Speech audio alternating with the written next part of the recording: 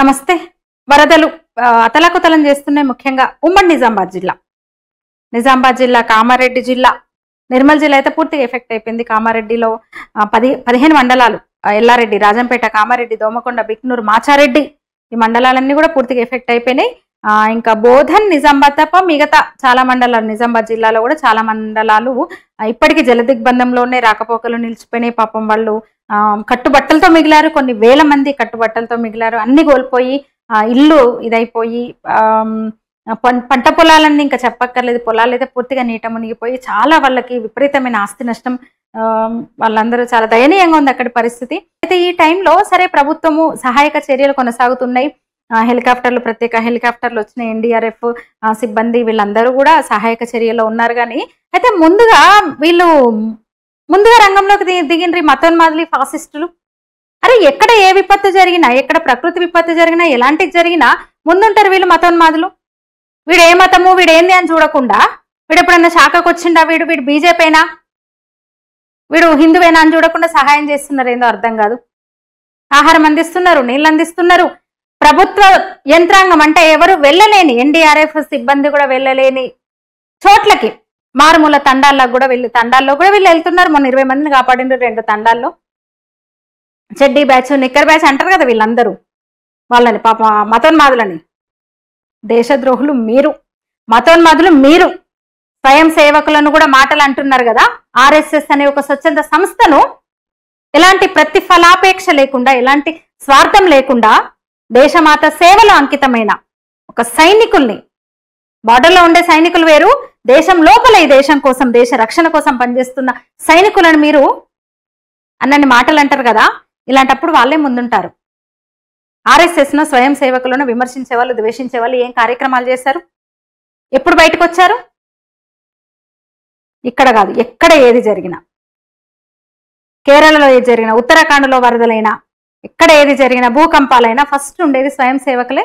ఇప్పుడు కామారెడ్డిలో ఆ పరిస్థితి రాగానే ముందు రంగంలోకి దిగింది స్వయం సేవకులే. చెప్పిన కదా, ప్రభుత్వ అధికారులు, ఆర్మీ, పోలీసు సిబ్బంది కూడా వెళ్ళలేని చోట్లకి, మారుమూల తండాల్లోకి వెళ్ళి, ఏజెన్సీ ఏరియా అది ఎక్కువ కామారెడ్డి ఉన్న తండాల్లోకి వెళ్ళి వాళ్ళకి ఆహారం అందించారు. వాళ్ళని తీసుకొచ్చి శిబిరాల్లో చేర్చారు. ట్రాఫిక్ లో చిక్కుకున్న వాళ్ళకు నీళ్లు, మందులు, ఆహారం ఇస్తున్నారు, ఇంకా ఇచ్చారు. ఫొటోస్ నేను పక్కన ప్లే చేస్తున్నాను చూడండి. నడిమితండ, లేత మామిడి తండ, నడిమితండ, రాజంపేట మండలానికి కిందకు వస్తాయి ఇవి. కామారెడ్డి జిల్లా పూర్తిగా వరదంతా ముంచెత్తింది తండాలని. ఇల్లు ఎక్కడికక్కడ ధ్వంసమైపోయినాయి. పాకలు అవన్నీ కూడా నిరాశ్రయులు అయిపోయినారు. కట్టుబట్టలతో మిగిలారు. ఆ ప్లేస్ కి ఫస్ట్ వెళ్ళింది ఆర్ఎస్ఎస్.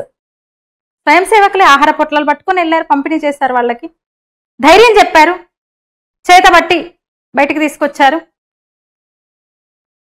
అటు వెళ్ళాలంటే 5 వాగులను దాటుకుంటూ వెళ్ళాలి. ఇప్పుడు చెప్పిన ఈ తండాలకు 5 వాగులు దాటుకొని వెళ్ళాలి. ఈదుకుంటూ వెళ్ళారు వాళ్ళు.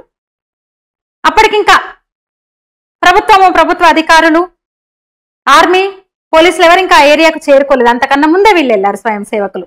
చెడ్డీగాళ్ళు, నెక్కరగాళ్ళని తిడతారు కదా, మీరు అంటారు కదా, హేళన చేస్తారు కదా. వాళ్ళు ఎప్పుడో ప్యాంట్లోకి వచ్చిండ్రు అనుకోండి. ఆ 2 తండాల్లో 250 మందిని కాపాడారు వీళ్ళు. మహమ్మద్ నగర్ మండలం తుంకిపల్లి పూర్తిగా ముంపునకు గురైంది. పాఠశాలలో వాళ్ళని ఉంచారు కొందరిని. అక్కడికి వెళ్ళి సేవాభారతి ఆధ్వర్యంలో అక్కడ కూడా వాళ్ళకు మందులు, పిల్లలకు, పెద్దలకు, వృద్ధులకు మందులు, టిఫిన్, భోజనము సమయానికి వీళ్ళు పంపిణీ చేశారు.